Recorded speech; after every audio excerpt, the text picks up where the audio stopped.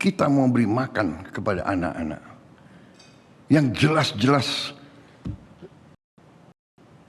minimal 1/4 anak-anak kita stunting.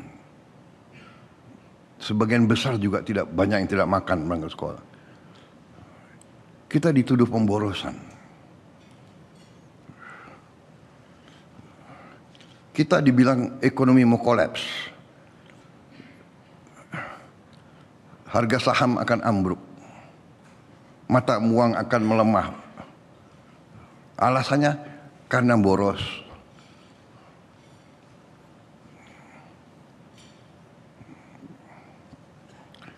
Saudara-saudara, saya punya keyakinan bahwa fundamental pemikiran ekonomi dan politik bernegara yang disusun oleh pendiri-pendiri bangsa kita, saya punya keyakinan bahwa itu masuk akal, benar. Undang-Undang Dasar 1945 lahir dari perjuangan lama, lahir dari pengalaman penjajahan, lahir dari imperialisme. Apa arti imperialisme? Imperialisme artinya adalah diambilnya kekayaan sebuah bangsa oleh bangsa lain.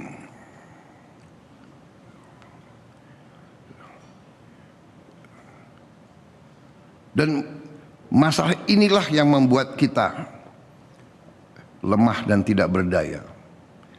Sehingga pendiri-pendiri bangsa kita melalui perjuangan berat dan lama dan berujung di suatu perjuangan fisik, mereka memiliki filosofi. Mereka telah merumuskan suatu filosofi. Filosofi adalah Pancasila. Dan Pancasila ini adalah suatu filosofi yang utuh, yang integralistik. Di situ ada pemahaman ekonomi. Ekonomi Pancasila harus ekonomi yang juga berkeadilan. Dan itu jelas-jelas tertera, tercantum dalam Undang-Undang Dasar 1945 ya, yang sedang kita jalankan. Kita sedang menjalankan Undang-Undang Dasar Negara Republik Indonesia tahun 1945. Kita sedang menjalankan pasal 33. Perekonomian disusun sebagai usaha bersama berdasarkan azas kekeluargaan.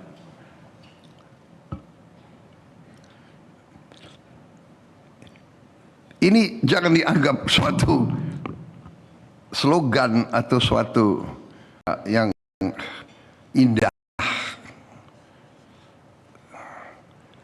Perekonomian disusun sebagai usaha bersama berdasar atas azas kekeluargaan. Berarti seluruh anak bangsa ini bagian dari keluarga besar NKRI.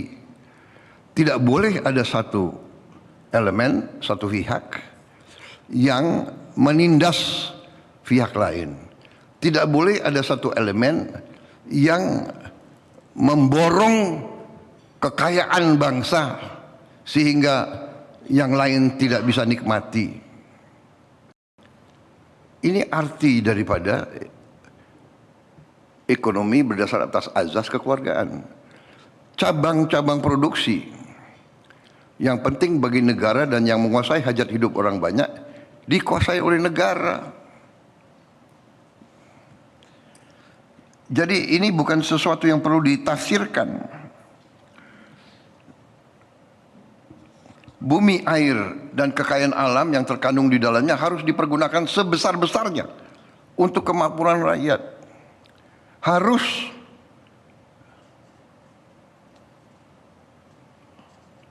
digunakan, ya, dikuasai oleh negara dan dipergunakan untuk sebesar-besar kemakmuran rakyat. Saudara-saudara, Juga kita juga melihat pasal 34.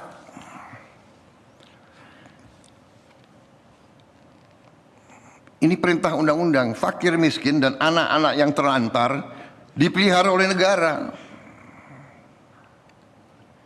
Ini sedang kita jalankan.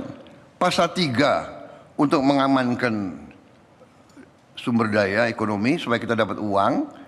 Dari pasal 3 kita menjalankan pasal 34.